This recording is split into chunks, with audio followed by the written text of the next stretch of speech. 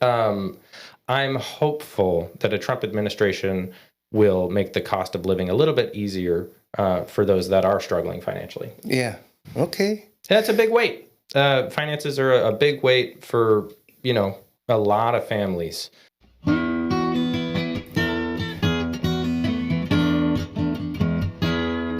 Okay. Pretty cool. This is kind of new. Yeah. Kind of fun. All right. We're going to turn that thing down. All right. Hello. Welcome to Random Edge Productions. I'm here with my son, Tanner, in a new studio. And with the new studio, I've got buttons that I can push. And so I'm going to be rather distracted with this because it's all new to me. I'm old, and these are... Am I working it? It didn't work. Yeah, try it again. Oh, there you go. Okay. Now, hey, now I'm on the camera. There's Tanner on the camera. Hello. And I can see myself up there. Let me see if I can. Camera 2. Two. There I am. Okay. See how it works? Oh, wait. No, I've got to talk. Okay, it's too confusing. Okay. Anyway, and then we have a new studio. I call this the post office, where, as you can see behind me, Crossroads Cowboy Church, they asked me to come and do a podcast for them, which I will put a link for that you can. I'm going to change cameras again. Sorry, my brain is. There we go.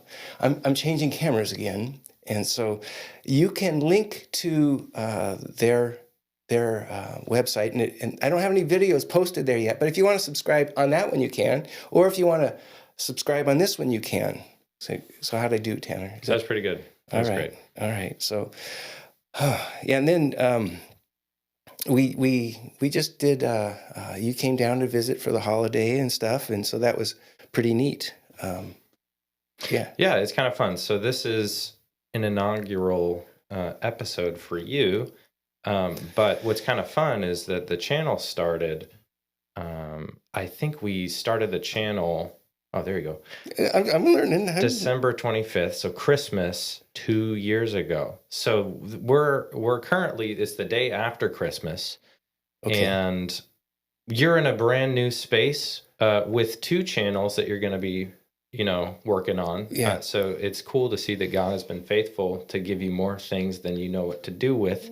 That is a true point. I don't know what to do with it, but I still think it deserves a round of applause. Well, that's it. Here we go. See, I got buttons. I got sound. Thank you. This is good. So okay, that's enough. All right. So anyway, fun. Yeah. So this is going to be a challenge. I'm not real good with all this technology. And Pastor Tim, who's the pastor here at Calvary, Crossroads Cowboy Church, not Calvary. That's funny. Crossroads Cowboy Church. He admitted to me that doing this multitasking with the cameras and stuff just wasn't his thing. Yeah. And I mean, it's difficult to learn any technology. The problem with technology is it changes every single year. So what you were good at a year ago, that's long gone. And all these video switchers and stuff, I don't really know anything about that. But it's working. Oh yeah, we got it. Okay. So, and then I got a lot of sound effects stuff going on here too. Yeah, it's fun. It wasn't actually a real studio audience. It was a sound effect. Sorry, spoiler. So I didn't mean to wreck the magic. Yeah, no, you're doing fine. Okay, we are wading through this. I did have a particular burden to talk about today, and it's with Trump and his upcoming inauguration. So I wanted to get some of your thoughts on that, and I'll share some of my own thoughts on that. What do you think of that? Yeah, so I think. I'm young. I'm 29, which feels less and less young the older I get. But I think that that's good. A lot younger than you. I think that everybody is excited for a new season, whatever the outcome may have been for the election. Every single 4 years, there's a fear campaign. politics is run on fear, campaigns are run on fear, and to have that season over is just a blessing. Whoever you voted for, now we have 4 years. We know who the president's going to be, whether you like him or not. And I think we're going to have a little bit of peace. So hopefully that really is what happens. But we've all been waiting for this to be over with, and so I'm excited. Yeah. You know, the thing that I find interesting is that for me and where I am in my stage in life, I thought, okay, well, if Trump is president for 4 more years, and if his vice president were to take it on for another 8 years, that's 12 years. There's a good chance that I'll just be able to coast on and say goodbye to this world. Though I know when I say that to you kids, you have a different opinion or thought. Yeah, it's a little bit morbid, but I do appreciate the fact that we could have a very healthy 12 years of Republicans in power. Not that either party is Jesus Christ, because that's the only person that's going to save you. Trump's not going to save you, right? But the policies, economic policies and social policies that they're going to implement, hopefully this Department of Government Efficiency clears up all the nonsense that our government is doing. But I really, yeah, that's great for you. All right, well, good. I guess my feeling is just there's this just a breath of fresh air. A breath of fresh air, because the nonsense that's been going on, the older you get, the less endurance you have for it. And I think that I'm just happy. My faith is not put in any man, just like you were mentioning. He's not the savior, but it did. It's either a scripture or a song. I think it's a song. The trump shall resound. So maybe that's prophetic. Yeah, maybe. Maybe not. Yeah, but one thing I think everybody will feel like I said, the peace. But I think there's a return to civility. I think more people are willing to have conversations. Elon Musk taking over Twitter, renaming it X. I think public discourse has changed, and the Overton window has been shifted so far left for the last 20 years, and they've been in complete control over the narrative that now there's pushback. So the pendulum is swinging back to a more conservative social sentiment. Okay. So you've said, just for me, and maybe somebody listening doesn't know, you said Overton window. You use that. Tell me what the Overton window is. Yeah. So if you're not familiar, the Overton window is the spectrum or the boundaries in which public discourse allows. So it used to be that we didn't socially discuss gay marriage. Gay marriage was kind of a taboo topic. But as the years went on, and as the civil rights movement in the 70s and 80s got more and more established in public discourse, now it is commonplace for non-traditional marriage to be talked about and kind of just dismissed. That Overton window, gay marriage was not a part of the conversation. Okay. Now it's just commonplace. It's centered. And so that's just one example, but the acceptable topics of public discourse. Okay, so this, I guess in my realm of terminology, especially since we're, at Crossroads Cowboy Church, and we're in what I call the post office, and I'll probably show some videos of just what the whole thing looks like, but so the Overton window is the fence line of acceptable conversation. Exactly. Specifically, like political topics. Yeah. Political topics, okay. Or maybe not social things like universal basic income. We, didn't entertain that back in the day as much. But now, even in Republican and conservative circles, I was like, well, all the robots are taking over. We have AI. What type of, solution can we have to all these people that have been displaced by jobs?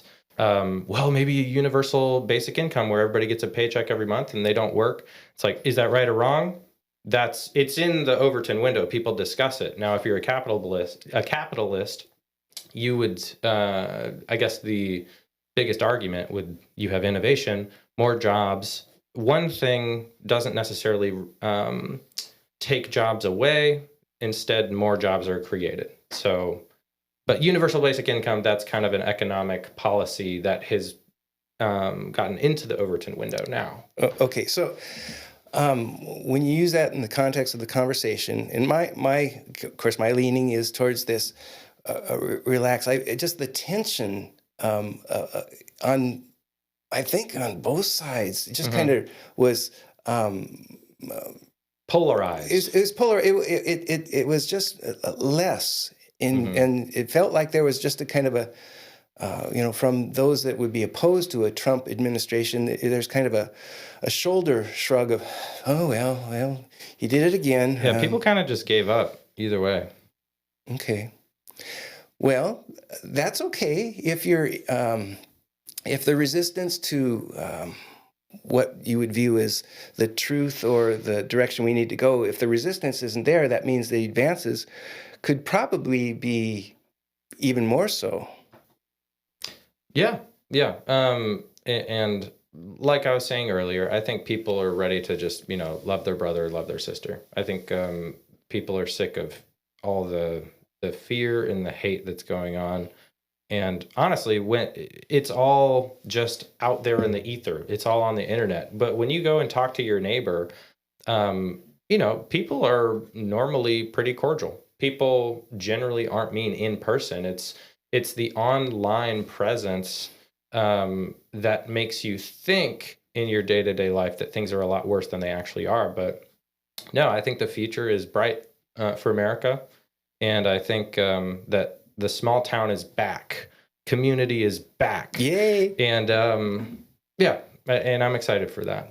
What's interesting is you use that word out there in the ether. Now, in the old-timey movies, which I enjoy, that was how they would kidnap someone. Ether? Ether, they put a rag and they inhale it and they're out. So Is that right?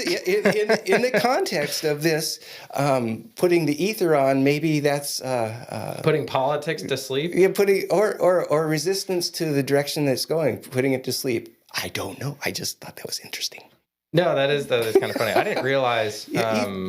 I guess that is. Yeah, you had a clown with the ether rag, right? Clown, oh, that's scary. Clown, yes, yeah, clowns are really scary. But no, I think that's exactly what's happening. Putting the resistance to rest by using the Ethernet. Yeah, people are just tired. In the cost of living, as the cost of goods and services continues to go up with inflation, like groceries have doubled from 2022, and people are feeling the stress of that. And it's like, man, I really don't worry. I don't care about all the politics stuff. It's like, I literally have bills I can't pay. Why am I upset with my neighbor? We need to come together as a community, right? So I think we're going to return to that more and more. Well, and for those who don't know, and I can look right at the camera because I know I have the button and I know how to look. My son is into financial or wealth management, so he knows much more about big words like inflation, and since I don't do the grocery shopping, you said cost of living. Wow, these are big things. We'll grab a hold of. I wouldn't sell yourself short. Yeah, no, everybody's familiar with the cost of living, that's for sure. But yeah, as the government increases the supply of money, the value of your dollar, what it can purchase, slowly goes down. And there's one thing that's certain, and it's that the dollar declines over time. Right. And hopefully, as more conservative policies get passed in a Trump administration, opening up more fracking opportunity, using the resources we have. Right. There's controversy on tariffs and whether or not that's going to be a good thing. I'm hopeful that a Trump administration will make the cost of living a little bit easier for those that are struggling financially. Yeah. Okay. That's a big weight. Finances are a big weight for, a lot of families in the United States. So, yeah, I'm encouraged. And so that is kind of the it's not actually even a trickle down thing. That was I give away my age. I was under the Reagan when people are accusing him of trickle down economics and stuff. But it was it doesn't feel like trickle down to me. It feels like boom, here we are. There's a veil has been lifted. Not in the context of a scriptural veil or anything like that, but this the cloud of fear that a lot of people, the anxiety and stress that people have been under for a long time, the new hope, the new sunrise on an administration that is, I guess, in my opinion, leans more towards sanity than insanity. Yeah, yeah. And another thing with that, and you brought up Reagan. The way our economy works, and I'm not an economist, but you mentioned trickle down economics. But he does play one on TV. I do play one on TV now. One thing that the market does is respond emotionally to world events. If there's a war going on, that's a lot of fear. Well, maybe we're not gonna splurge and buy a new iPhone because we don't know what our financial outlook will look like. What if I lose my job because of consequences of things? So the market is in the economy is emotional. And so you mentioned you don't feel like it's a trickle down. It's like a boom. Everybody's feeling the sentiment of, oh, now we've got Trump in. He's pro-business. There's going to be a huge boom. And we actually did see that in the market. It's been rallying. Even before he's in office. Right. What's funny about that is, Pastor Kenneth, our friend from Nigeria, he's in Jos, Nigeria. He told me, recently that when the way America goes, even the politics, the way American politics goes, it affects the whole world. Right. He said that, what was the phrase? That when America sneezes, the whole world catches a cold. So I thought that was interesting. No, and we don't, I don't think us as Americans, because we live here, we don't fully understand, we don't fully grasp how important our culture is to other countries. We are the leading indicator for how other countries will go. And hopefully there's a saying like rising tide raises all ships, right? So hopefully if America is doing well, then that can help support growth in other countries. And that's why a lot of people are cheering America on, like Kenneth in Nigeria. Because like you said, if America sneezes, they get a cold. That's funny. I like that. Yeah. Okay. Well, that's a good place to jump off here. But I did want to mention to those who are watching the video that again, this is under the umbrella of Random Edge Productions, and this is the channel that you encouraged me to start a couple years ago, with the other channel coming up, and it's called Cross and Cowboy. And again, it's related to this, and I like to look at it as a where you're if you were a lawyer, you'd be cross-examining the other person in the podcast. I'll be the cross and cowboy. I'm not really a cowboy, but you play one on TV. Well, yeah, and that's your saying. I play one on TV. I have had horses and stuff, but it's a culture, it's a mindset, and we'll be getting into that. I'll be interviewing Pastor Tim, who's here, and that will be posted on the other channel. So. So for those who are watching, I would just thank you for watching. This is our first inaugural thing in this new studio, and I'm getting used to the buttons and stuff. And so it. Oh yeah, there's the cheers. Thank you, live studio audience. That's really good. Yeah, I love that. I never did tell a dad joke during this thing, so I'm a little disappointed that I didn't get to use this. Oh, well, now you did. Hey, there you go. Okay, so. Well, thank you for having me. It's exciting to see the growth. I'm excited to see how many guests you have on, the different topics that you get into. I'm always encouraged by your videos, and I know that your viewers are as well. So Yeah. I All love right. I love the new studio. Thank you for letting me be one of the first on here. Yeah, The yeah. first. The first. This is it. So okay. Well, yeah. We're going to just kind of look. I'm going to do this camera angle where it's both a hit the microphone, and we're going to do the outro music for my channel, Random Edge. Here we go. Here's our outro music, and we'll pretend like we're talking.